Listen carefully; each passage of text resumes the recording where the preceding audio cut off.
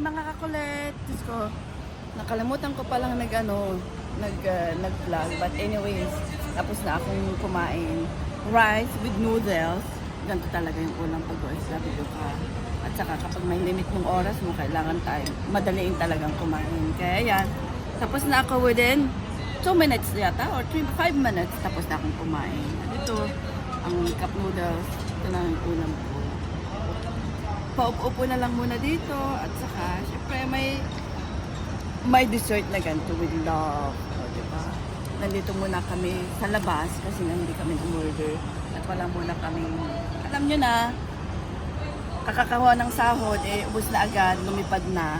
So anyways, take care mga kakulit and see you in my next vlog and sana wag kayong magsawa na panoorin ako, alam nyo na, sana supportahan nyo ako, di ba?